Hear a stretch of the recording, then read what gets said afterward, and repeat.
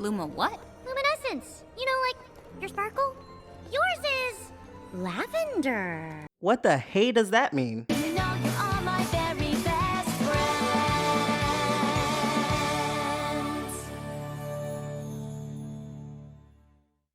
So like many other creatures out there, I was very interested in the future of Equestria and what new things the creatures there can do. So after hearing Izzy talk about how she could see other ponies sparkle, it really got me thinking, what is a sparkle and how does it even work?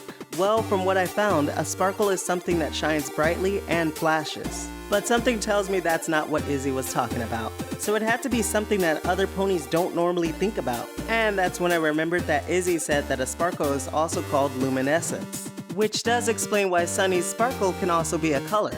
But that doesn't exactly explain what a sparkle is.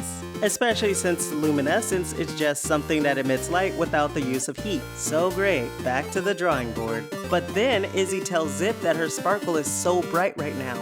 And just look at the face that Zip is making right now. She looks so happy right now, maybe even happier than she's been in a long time. We have to remember that she is part of the royal family, and the royal family had been lying to every Pegasi about being able to fly. So while Pip and the Queen were okay with it, Zip wasn't. She probably hated that she couldn't be truthful with the rest of the Pegasi.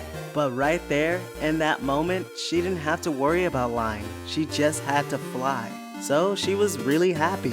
And that's why I believe that the positive emotions a pony has is the sparkle. That's what Izzy's able to see. And that's why Izzy's afraid of Pegasi stealing sparkles. Because if they do, they steal your happiness. But does this mean that other unicorns can also see sparkles? Well, let's go back to another part in equestrian history.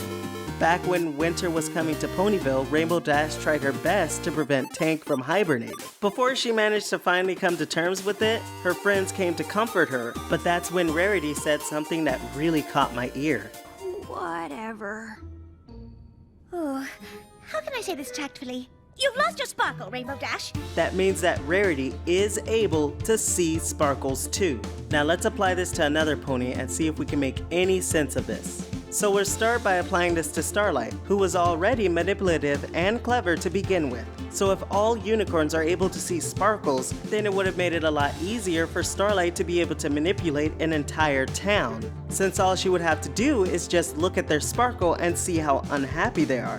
Then she would just have to blame the cutie marks for the reason why they're unhappy. And this does show off how manipulative Starlight really was before the main six managed to befriend her. But not only that, it would also work with the element of generosity herself, Rarity, because it would help her see who needs some generosity in their life. So there are some good applications of unicorns being able to see sparkles. But let me know your thoughts on this theory in the comment section. Also, at the end of my last video, I asked every creature to vote on my Twitter about who's their favorite princess. The choices were Twilight, Celestia, Luna, and Big Mac. And here are the results.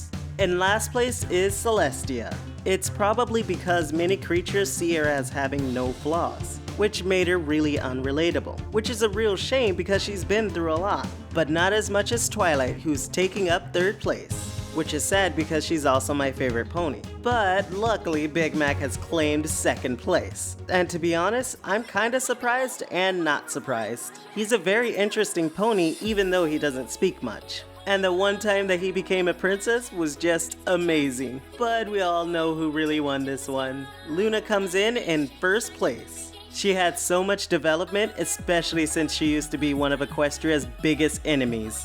And even after being reformed, she never truly forgave herself until much later.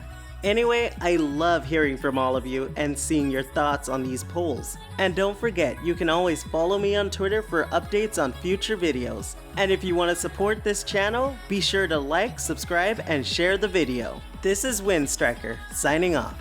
Hoof to heart.